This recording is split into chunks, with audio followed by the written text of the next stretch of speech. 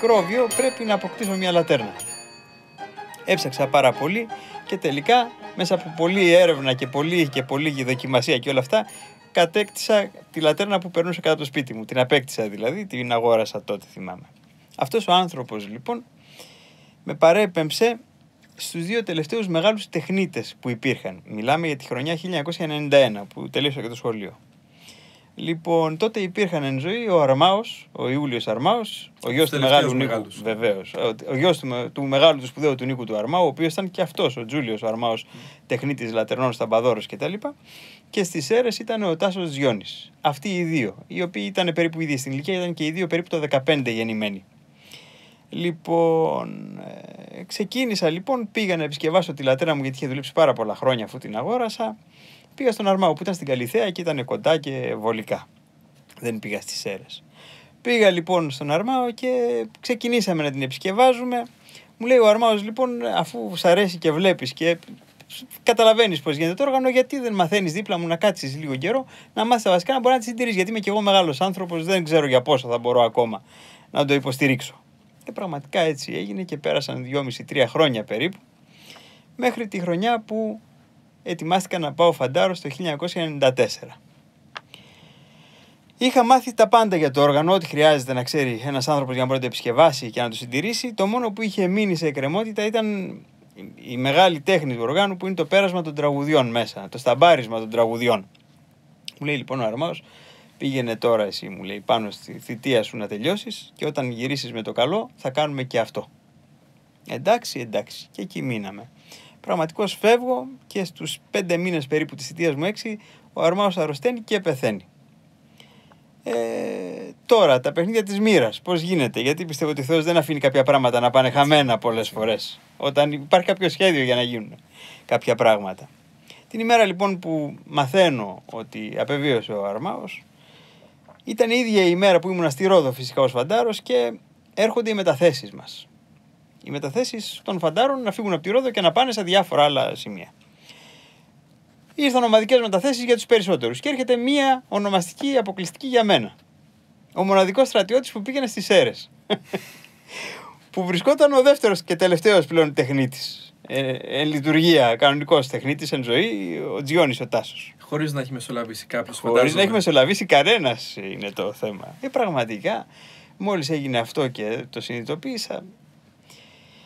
Φεύγω λοιπόν με το φύλλο πορείας, έρχομαι, πάω στην κηδεία του Αρμάου, γιατί ήταν τις ίδιες μέρες ακριβώς εκείνες, και κατευθείαν μπαίνουμε στο τρένο και πηγαίνουμε ως φαντάρι στις Σέρρες, στην πόλη των Σέρρων. Έχοντας το τηλέφωνο του δεύτερου πλέον τεχνίτη και τελευταίου του Τζιώνη, όπως σας είπα, επάνω μαζί μου, παίρνω τηλέφωνο με το που φτάνω, το σηκώνει, γεια σας, του λέω, έτσι και έτσι, θα ήθελα να σας γνωρίσω. Με τα χαράς μου λέει, μόλις βγεις την επόμενη μέρα, αύριο μεθαύριο, έλα από το σπίτι μου, είναι εκεί και εκεί. Πραγματικά και ήταν και το σπίτι πολύ κοντά στο στρατόπεδο, 300 μέτρα όλο και όλο. Πήγα, γνωριστήκαμε και από εκείνη την ημέρα γίναμε πάρα πολύ φίλοι. Και όχι μόνο αυτό, πέρασαν οι μήνες και αφού κότευα να απολυθώ και ο ίδιος ο άνθρωπος μου πρότεινε και μου λέει, θα ήθελα, αν θέλεις, γιατί δεν έχω δείξει σε κάποιον, να κάτσω να σου δείξω την τέχνη μου για το πέρασμα των τραγουδιών μέσα, να υπάρχει κάπου. Και πραγματικά έτσι έγινε, μου έδειξε τα τραγούδια, μου έδειξε την τέχνη του και έτσι ολοκληρώθηκε η δουλειά της επισκευής της λατέρνας. Από το Α μέχρι το Ω δηλαδή. Πόσο δύσκολο είναι αυτό? Εγώ τώρα το ακούω και μου φαίνεται βουνό να μάθεις, γιατί από όσο διαβάσαμε κιόλας, μόνο ένα τραγούδι για να φτιαχτεί χρειάζεται περίπου 700 ώρες δουλειάς. Όχι, ένας κύλιδρος. Μάλλον για την ακρίβεια, για να φτιάξεις ένα ολόκληρο όργανο είναι περίπου 700. Αν και εγώ δεν μπορώ να το μετρήσω ακριβώς με ώρες δουλειάς. Χρειάζονται περίπου γύρω στους 6 μήνες, το λογαριάζω. 6 μήνες. Γιατί υπάρχουν και μέρες οι οποίες είναι μέρες απώλειας, που δεν μπορείς να κάνεις κάτι. Είτε γιατί σε εμποδίζουν καταστάσεις, είτε γιατί άλλες δουλειές που δεν είναι στα χέρια σου να γίνουν, αργούν για να γίνουν, για 1002. Περίπου γύρω στους 6 μήνες δουλειάς κάνει ένα όργανο να γίνει. Ένας κύλιδρος με τραγούδια είναι 9 τραγούδια και θέλει περίπου 1,5 μήνα για να τυπωθούν. Αν φυσικά είναι και να γραφτούν τα τραγούδια εξ αρχής, δεν υπάρχει δηλαδή η παρτιτούρα τους και πρέπει να τα φτιάξουμε, είναι κατά παραγγελία διαφορετική κατά επιλογή του πελάτη. Φυσικά εκεί θέλει πιο πολύ χρόνο. Πόσο καλή μουσική πρέπει να γνωρίζει αυτός ο οποίος θα φτιάξει μία λατέρνα και θα οργανώσει όλη την αρμονία? Μουσική είναι βασικό να γνωρίζει. Τώρα το πόσο καλή. Πρέπει σίγουρα να ξέρει, να έχει αίσθηση της σύνθεσης, της αρμονίας και όλα αυτά τα πράγματα. Γιατί η λατέρνα είναι ένα όργανο που έχει περιορισμένη κλίμακα. Δηλαδή δεν είναι απεριόριστη όπως είναι του πιάνου που έχει 8 οκτάβες. Πόσο είναι. Είναι 3,5 οκτάβες. 3,5 οκτάβες. Η μία χρησιμοποιείται ως μπάσα, η οποία είναι λειψή. Η δεύτερη ως ακομπανιαμέντα και η 1,5 υπόλοιπη είναι μελωδία και πρίμα. Και πρέπει το τραγούδι να ζυγιστεί για να παίζει κάπου στη μέση, για να μην ακούγεται πολύ μπάσο ούτε πολύ πρίμο, να ακούγεται ωραίο μελωδικό δηλαδή. Με πρέπει τα να το κόρντα φέρεις... όλα αυτά, τι γίνεται? Με τα κόρντα χρησιμοποιεί τη δεύτερη οκτάδα που είναι τα ακομπανιαμέντα στην ουσία. Το καμπανάκι. Το καμπανάκι δίνει το ρυθμό της επανάληψης συνήθως. Αυτό το τραγούδι το έγραψα πρόσφατα για τον λατρενατζή της Ερμού που δουλεύει μέσα. Η καρδιά σου θα γίνει χρυσή, τσιτσάνι, ωραίο. Πόσο θέλει για να το περάσει αυτό το κομμάτι? Πόσο χρόνο? Πρέπει το τραγούδι να είναι 24 μέτρα. Ναι. Για να είναι στη διάρκεια του κυλίνδρου. Στάνταρ 24 στα γασάπικα. Στα τσιφτεδέλια και στα 2 τέταρτα είναι 24. Στα γασαποσέρβικα που πάλι είναι 2 τέταρτα, λέμε πιο πυκνά, είναι 32 και στα βάλς. Ήμασταν εκτός αέρος, μας περιγράφατε εδώ ότι η λατέρνα έχει πεπερασμένες δυνατότητες.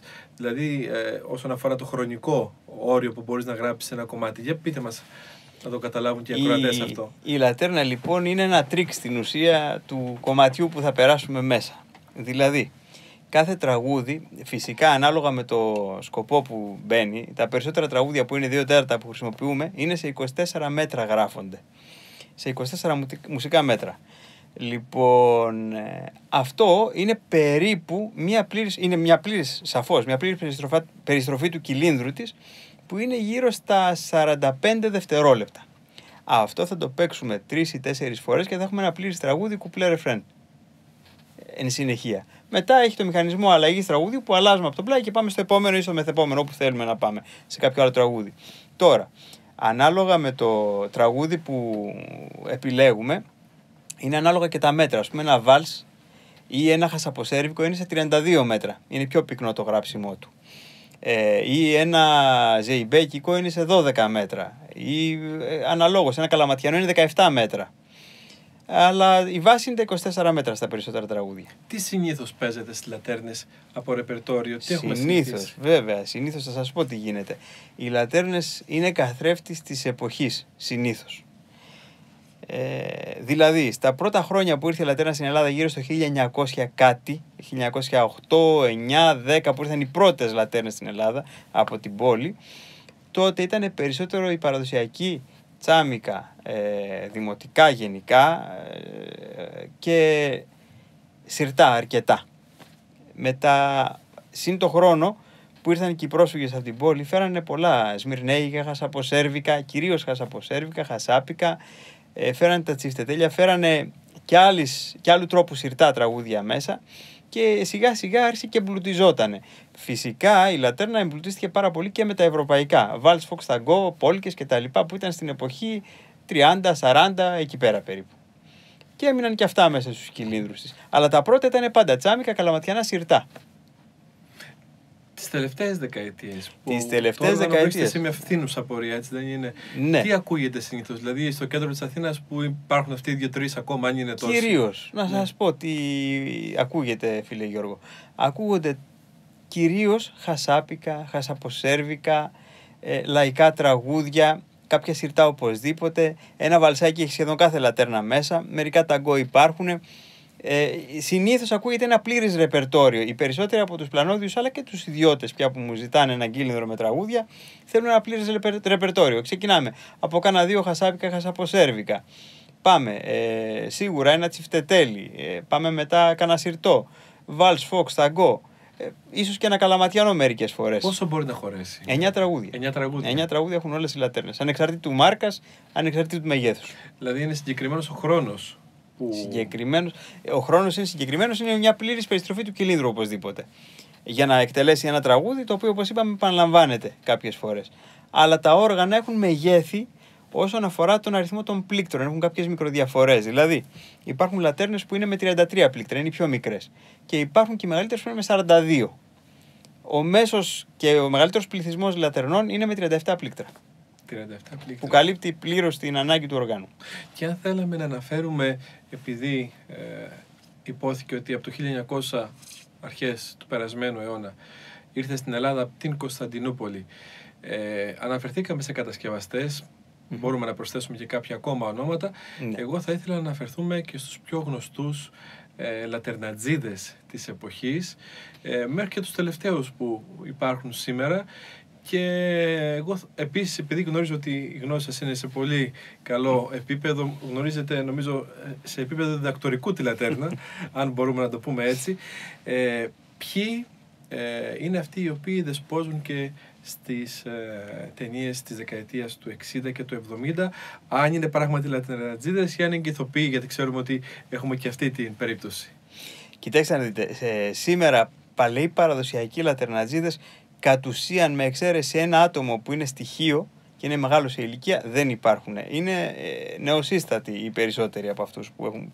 Οι δύο που υπάρχουν στην ουσία, δύο υπάρχουν στην Αθήνα, ένα στον Πειραιά που έχει σχεδόν σταματήσει γιατί είναι πολύ μεγάλο σε ηλικία, έχει περάσει τα 85, και ένα στοιχείο που είναι γύρω στα 88. Αυτοί είναι οι λατερνατζίδες. Οι υπόλοιποι είναι δυστυχώς ατσίγκανοι με κυβότια που έχουν μέσα κασετόφωνο ή CD.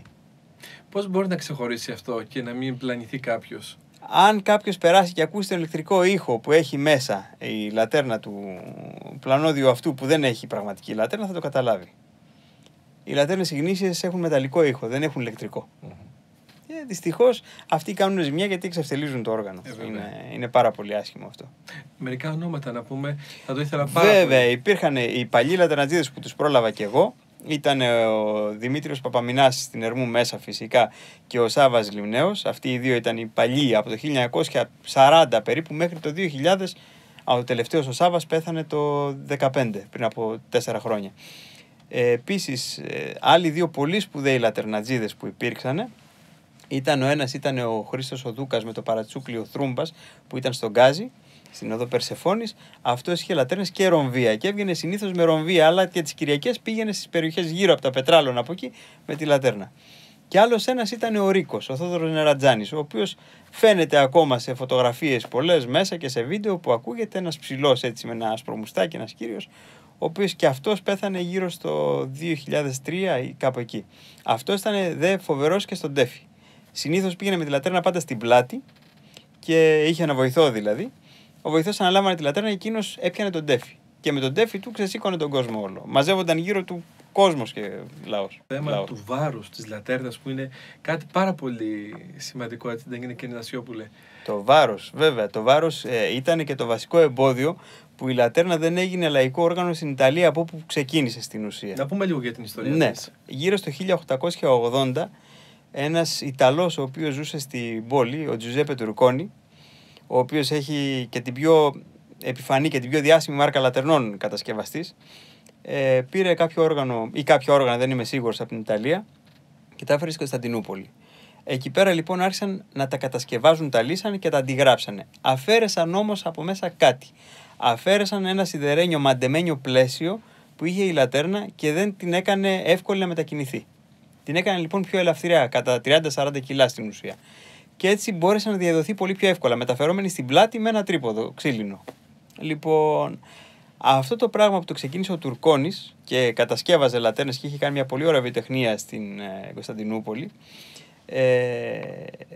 και τύπωνε και ο ίδιος τραγούδια.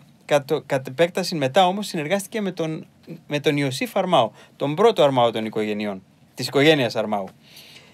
Συνεργάστηκε λοιπόν και έτσι οι λατερνατζίδες παίρνανε λατέρνες ατύπωτες από τον Τουρκόνη και πηγαίνανε στον Αρμάου και τις τύπωνε. Ο Ιωσήφ Αρμάος όμως έδειξε στο γιο του τον Νίκο τον Αρμάο την τέχνη, από πολύ μικρός σε ηλικία. Και έτσι ο Νίκος ο Αρμάος, ο οποίος γεννήθηκε το 1889 στην Κωνσταντινούπολη, από τα πρώτα του βήματα, από νεαρός, ξεχώρισε πάρα πολύ και άρχισε να τυπώνει τραγούδια στη λατέρνα και πολλά ήταν και δικές του συνθέσεις. Ίσως να είναι και περισσότερες από 2.000 οι δικές του συνθέσεις. Δικά του τραγούδια που κυκλοφορούν σήμερα και που δεν ξέρουμε ότι είναι δικά του οι περισσότεροι. Λοιπόν, έτσι ξεκίνησε η λατέρνα. Αφαιρέθηκαν λοιπόν τα σίδερα από μέσα και την προκαθιέρωσε ο Τουρκόνης. Ο Τουρκόνης όμως, επειδή είχε πολλά τσιράκια, ας το πούμε, βοηθούς, είχε τον Καρμέλο, είχε τον Τικράν, είχε και πολλούς, τον Πολύκαρπο και άλλους. Αυτοί σιγά σιγά με τα χρόνια αυτονομήθηκαν και έκαναν δικές τους βιοτεχνίες. Αυτοί οι άνθρωποι λοιπόν κάναν τις δικές τους βιοτεχνίες και με το διωγμό από την πόλη το 22 ήρθαν στην Ελλάδα οι περισσότεροι. Το 95% από αυτούς τους ανθρώπους. Και συνέχισαν τη δουλειά εδώ. Δηλαδή μετά το 22 η Λατέρνα κατασκευάζεται εξ ολοκλήρου στην Ελλάδα πια. Στην πόλη δεν υπάρχει τίποτα. Και έχουμε δείγματα στο φωνόγραφο. Υπάρχουν λατέρνες, ηχογραφήθηκαν. Πολύ λίγα πράγματα έχουν διασωθεί από φωνογραφημένα δείγματα. Οι περισσότερες ηχογραφίες που υπάρχουν είναι ηχογραφίες που έχουν γίνει εδώ στα τελευταία χρόνια ζωής του Αρμάου. Εκτός από τις ταινίες φυσικά που έχει ακουστεί μέσα από τις ταινίες τα έργα του φυσικά. Αλλά οι περισσότερες ηχογραφήσεις που έχουμε είναι η μία σειρά ηχογραφήσεων είναι το 77 και η άλλη το 79, λίγους μήνες πριν πεθάνει ο Αρμάος. Πέθανε στα 90 του χρόνια το 1979 τον Μάιο και πρόλαβε να κάνει αρκετές δουλειές, έτσι ώστε να μείνουν και να υπάρχουν ακόμα και σήμερα. Είναι ένα λαϊκό όργανο, έτσι χαρακτηρίζεται, δηλαδή και νομίζω από την Ιταλία που άρχισε, γι' αυτό χρησιμοποιούνταν ένα αυτοματοποιημένο λοιπόν λαϊκό όργανο, ίσως λίγο μετά να πήρε τη θέση του το jukebox, ίσως, ναι, που μπορούσες με το πάτημα ενός κουμπιού και τη μανιβέλα που γυρίζει να ακούσεις ένα πλούσιο ρεπερτόριο. Αλλά ασχολείσαι μόνο, και αυτό είναι το σημαντικό, ασχολείσαι μόνο με αυτό το είδος, με την κατασκευή. Αλλά μα είναι πολύ μεγάλο, είναι πολύ μεγάλο το είδος αυτό για έναν άνθρωπο. Γιατί συνήθως στα παλιά χρόνια, όπως είπα πριν, ήταν ξεχωρισμένη η δουλειά. Δηλαδή υπήρχε ένας άνθρωπος, δεν υπήρχε ένας άνθρωπος, υπήρχε μια ομάδα ανθρώπων η οποία ήταν η βιοτεχνία και κατασκεύαζε το όργανο, το οποίο έχει πολλά διαφορετικά κομμάτια επάνω του για να γίνει. Και υπήρχε και το άλλο κομμάτι που ήταν ο σταμπαδόρος, αυτός που παίρνει τα τραγούδια. Υπήρχε ακόμα και ένα τρίτο κομμάτι που ήταν ο στολιστής της λατέρνας. Το αισθητικό μέρος. Το αισθητικό βέβαια. Υπήρχαν μαγαζιά που κάνανε τέτοια δουλειά. Φυσικά τώρα όλα αυτά έχουν συμπτυχθεί και τα κάνω όλα εγώ.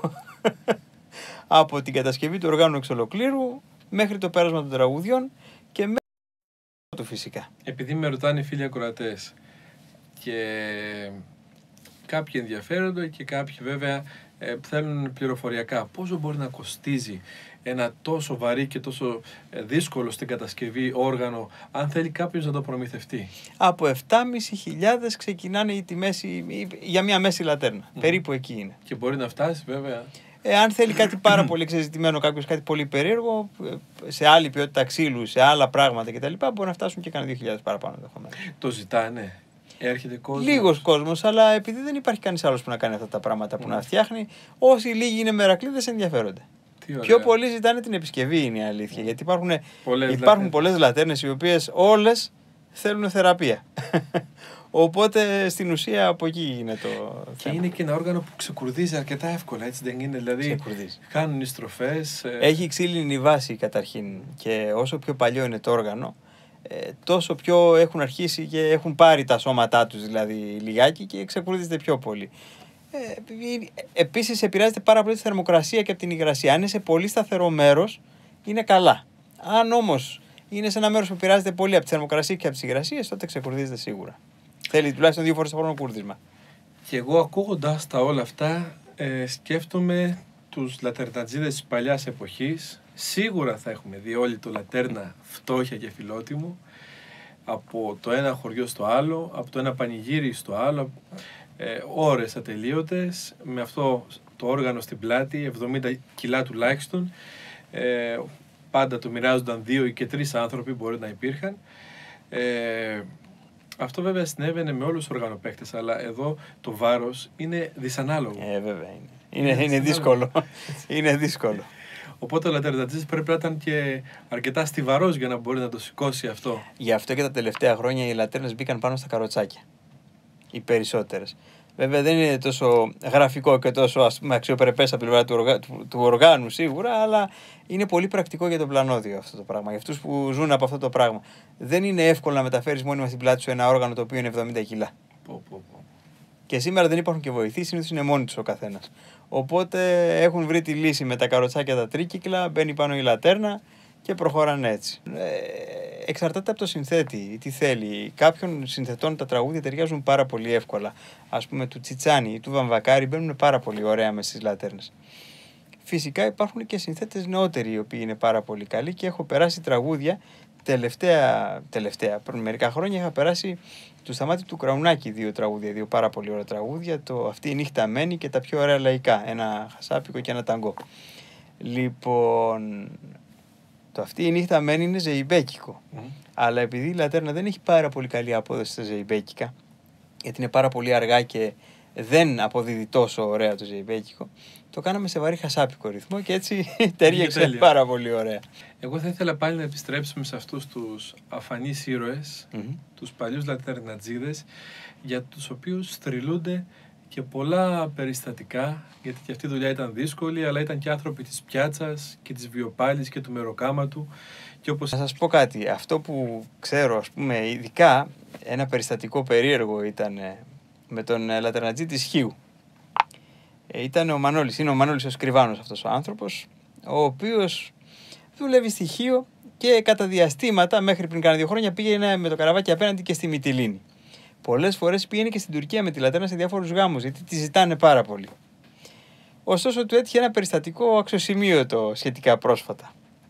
Εκεί που ήταν και έπαιζε μέρες γιορτών πριν κάνα 2 χρόνια, στη Χίο, μέσα εκεί στην Απλοταριά με τη Λατέρνα του, εμφανίζονται κάποιοι εφοριακοί και του λένε: απόδειξη. Πού είναι η ταμιακή σου μηχανή? Παιδιά, λέει, τι ταμιακή μηχανή? Όχι, λέει, δεν μπορείς. Πρέπει ό,τι σου ρίχνουν να το χτυπάς και να του δίνεις χαρτάκι. Έτυχε και αυτό λοιπόν. Φτάσαμε στα δικαστήρια, τελικά από ό,τι ξέρω θώθηκε. Και φυσικά δεν πρέπει για μένα, και αυτό ήταν ένα από τα καλά που είχαν οι λατερνατζίδες οι παλιοί. Δεν ζητάγανε. Δεν βγαίνανε ποτέ με δίσκο, δεν μπαίνανε μέσα σε τραπέζια, δεν κάνανε τέτοια πράγματα. Αν ήθελε κάποιος πήγαινε και έδινε. Αυτό που κάνουν τελευταία αυτοί με τις ψεύτικες λατέρνες για τσίγα είναι που μπαίνουν μπροστά σου μόνιμα με ένα πιατάκι, με ένα φθαρμένο ντέφι και σε πιέζουν δεν και καλά για να πάρουν χρήματα. Και με ψεύτικη λατέρνα. Και με ψεύτικη λατέρνα. Οπότε θα παροτρύναμε τους φίλους ακροατές, αν βρουν πραγματική λατέρνα και λατερνατζή, να μην τσιγκουνευτούν το φιλοδόρημα. Έτσι ακριβώς. Να είναι απλόχεροι και να δώσουν και το κάτι παραπάνω. 2 λατέρνες στην Ερμού είναι όλες και όλες στην ουσία. Αυτές οι 2 είναι. 2. Εγώ όταν πρώτο ξεκίνησα το 1991-1992 ήταν 5 λατέρνες μέσα στην Αθήνα. 5 λατέρνες μέσα στην Αθήνα. Και υπήρχαν και κανένα 2 στη Θεσσαλονίκη και φυσικά αυτή της Χίου. Τώρα λιγοστέψανε και κάθε χρόνο που περνάει λιγοστεύουν ακόμα περισσότερο. Και κρατάει και το ρυθμό και κρατάει και το χρόνο και το τέμπο, ώστε ο άλλος να μπορεί και να χορέψει κιόλας, να διασκεδάσει ο κόσμος. Πάλι δημιουργείται η απορία πώς μπορεί ένας κύλινδρος να αποτυπώσει τόσο όμορφες μελωδίες. Αυτό είναι μια απορία τεχνική για τον περισσότερο κόσμο, γιατί οι περισσότεροι καταρχήν φαντάζονται ότι είναι ένα μουσικό κουτί, σαν τα μουσικά κουτιά, αυτά που πουλάνε σε πιο μεγάλο φυσικά στα τουριστικά μαγαζιά, με τα ελασματάκια και με τα σιδεράκια μέσα. Δεν είναι έτσι. Η λατέρνα είναι ένα πιάνο αυτόματο. Δηλαδή, έχει χορδές κανονικές, όπως ένα πιάνο, κουρδίζεται όπως ένα πιάνο, και στο κάτω μέρος είναι ένας κύλινδρος, στο κάτω κυβότιο, γιατί η λατέρνα, ας πούμε, χωρίζεται σε 2 κομμάτια βασικά. Στο όρθιο μέρος και στο κυβότιο που είναι κάτω, χαμηλά. Το πάνω μέρος είναι το πιάνο. Το κάτω μέρος είναι το αυτόματο πιάνο. Δηλαδή, μπροστά προς το κούτελο, προς τα έξω είναι ο κύλινδρος της, που είναι ένας κύλινδρος διαμέτρου 220 χιλιοστών και χωράει πάνω τους 9 σκοπούς που μπαίνουν. Και μεταξύ του κύλινδρου και των χορδών παρεμβάλλεται ένα πληκτρολόγιο, το οποίο διαβάζει τον κύλινδρο. Διαβάζει λοιπόν τους σκοπούς που βλέπει επάνω. Ο κύλινδρος έχει τη δυνατότητα να μετακινείται από μέσα προς τα έξω και αντιστρόφως.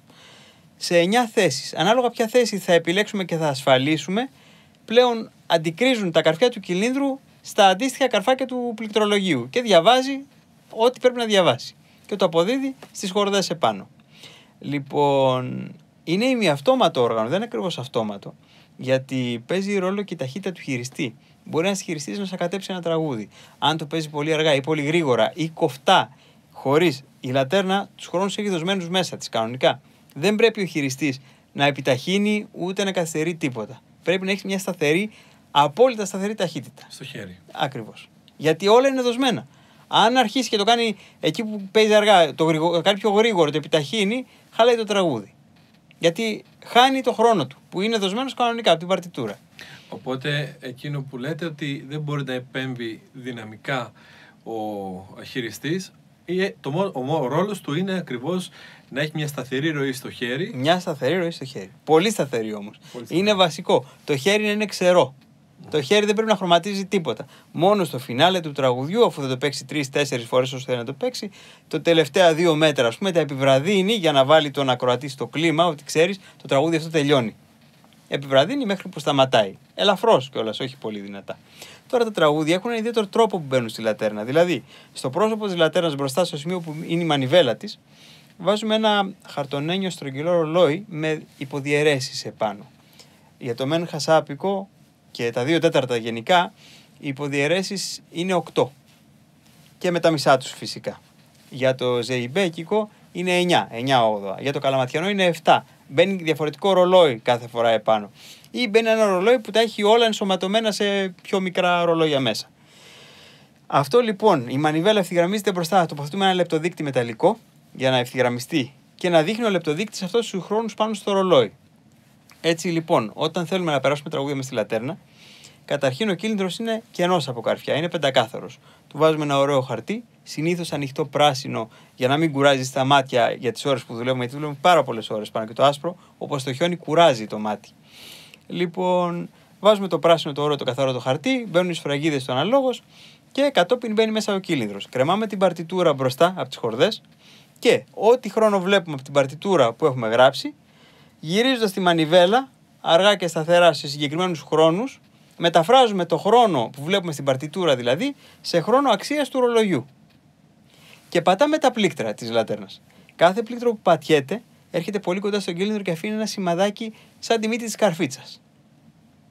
Αφού λοιπόν τυπώσουμε πρώτα τη μελωδία, μετά τα μπάσα, δεύτερη φορά, μετά βάλουμε τα στολίδια που είναι καμπανάκια, τρίλιες και άλλα διάφορα στολίδια που μπαίνουν πάνω στη λατέρνα, έχουμε ολοκληρώσει ένα τραγούδι. Το κάνουμε αυτό επί 9 φορές και αφού σημαδευτεί όλος ο κύλινδρος λοιπόν και έχει γύρω στις 8-9 σημάδια επάνω, τον βγάζουμε έξω και μετά αρχίζουμε να τον καρφώνουμε με καρφάκια. Τα καρφάκια αυτά είναι συγκεκριμένα καρφάκια, βελονάκια ακέφαλα 925, τα οποία κόβουμε το κεφαλάκι, το όποιο κεφαλάκι έχουν, και καρφώνονται με ένα ειδικό καλουπάκι, που το βάζουμε και το χτυπάμε με ένα σφυρί και μας το αφήνει σε συγκεκριμένο ύψος έξω.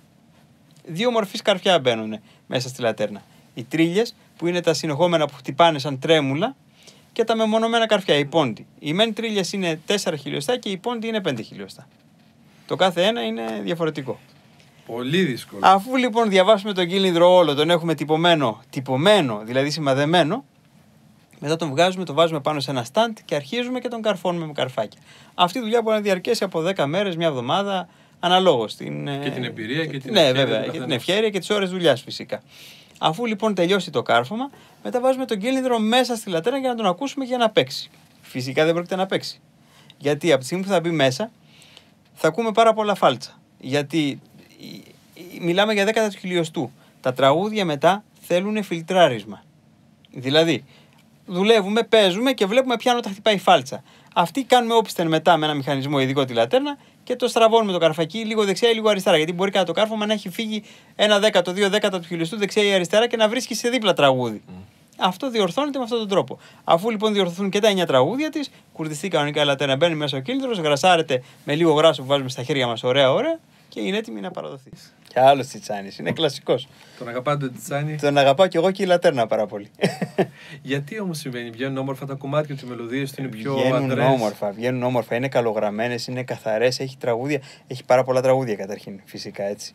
Λοιπόν, και μέσα στα πολλά τραγούδια του έχει και πάρα πολύ ωραία. Αλλά και ο Παπαϊωάννου ήταν πολύ δυνατός συνθέτης.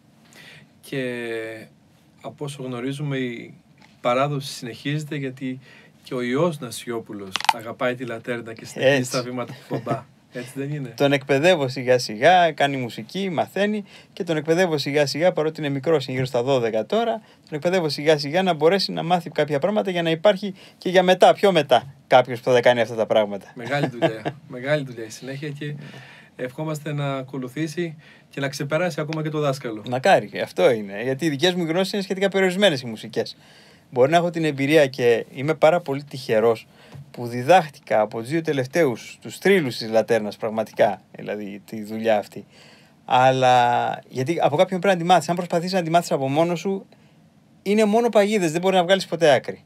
Αν δεν σου δείξει κάποιο που την ήξερε τη δουλειά κανονικά αυτά τα πράγματα, έχει τόσα μυστικά που είναι σχεδόν αδύνατο για τον οποιονδήποτε να τα ανακαλύψει έτσι. Αυτό ισχύει γενικότερα για όλες τις παραδοσιακές τέχνες και εγώ από τη δική μου τη σκοπιά το θέμα της βυζαντινής μουσικής και επειδή βλέπω στις μέρες μας ότι κυκλοφορούν διάφορα βιντεάκια στο διαδίκτυο, αυτό που στα ελληνικά ονομάζουμε tutorial, αλλά σε καμία περίπτωση δεν αντικαθίσταται ο δάσκαλος, είναι αναντικατάστατος.